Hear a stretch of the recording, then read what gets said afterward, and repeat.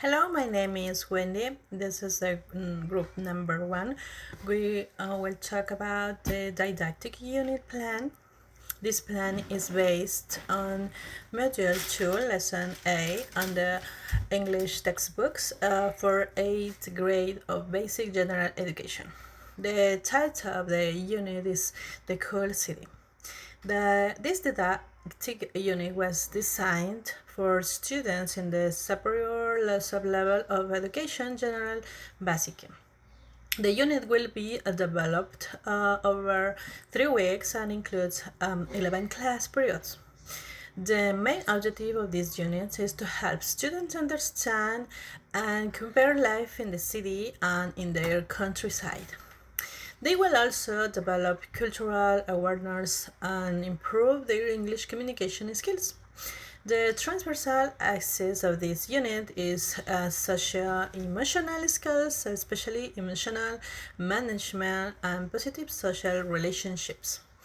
The main value promoted are respect, empathy, and intercultural understanding.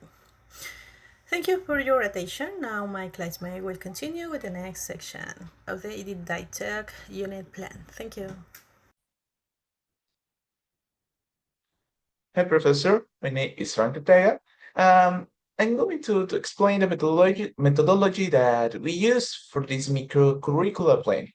It is based on three key moments: anticipation, the construction, and the consolidation. The sequence helps the students move from their prior knowledge to real application. Well, we had the first. In the anticipation stage, the students activate what they already know. For example, they observe pictures of Quito and rural areas, and they brainstorm problems like traffic, noise, and pollution. We also use the vocabulary games to introduce the new words before the listening or reading. Then, in the construction stage, students work with the new information in a padded way. They listen to the dialogues and complete the missing words. They read the short stories, like Rosie's story, underline unknown words, and answer comprehension questions. In writing, they review a simple past and past progressive, and they sequence routines using connectors like first, then, later, and finally. And the last, we have the consolidation stage. Students produce their own work. They compare a rural town with a big city using a comparative objectives. They role play polite conversation, asking for opinions. They write a short 6 sentence routine about their own morning activities. And they even create a small amorfino, which is a traditional Ecuadorian rhyme, to show their creativity and the cultural respect. Well, this three-moment methodology ensures that the students are active, supported, and able to communicate in real context. Thank you, Professor, for watching. Hello, my name is Ashley. The plan integrate the four language skill, so meaningful and the contextualized activities focus on city and the countryside life. Students develop their listening skill by listening to conversations and dialogues and opinions about rural and urban lifestyles, identifying key vocabulary, advantages, disadvantages, and specific information. And the strength is speaking skill through fire work, role plays, and class discussions, where they use option expression, agreement, and disagreement phrases and cooperative language to communicate respectful and confidently.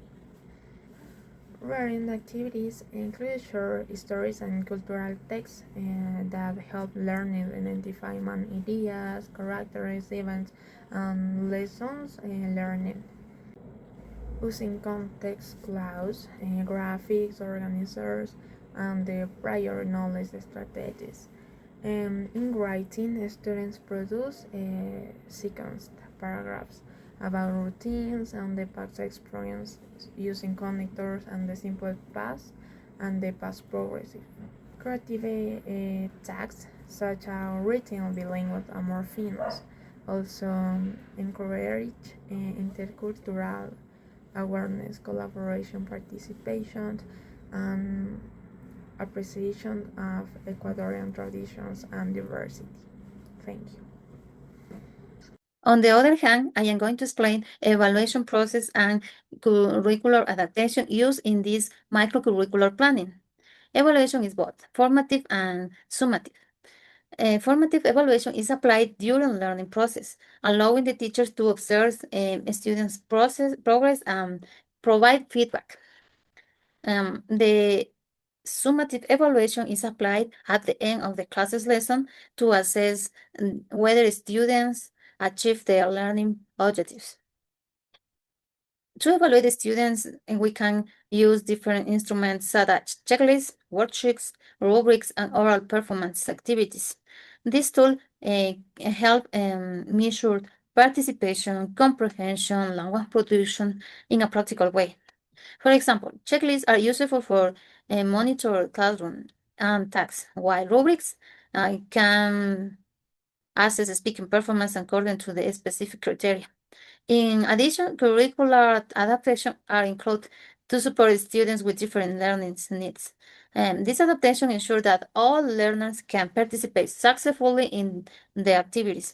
For example, we can use support such as visual supports, graphic organizer, image card, flashcards, and the others. Other example, word banks can support vocabulary use, and peer tutoring allows students to work with classmates for guidance. Finally, shorter written tasks are adapted for students who require simpler activities. These strategies promote inclusion and help all students learn to according to their abilities. In conclusion, these plans help students use English in a meaningful way while valuing respect to communication. It is connected to the natural curriculum and to the activities from Module 2, Lesson 8.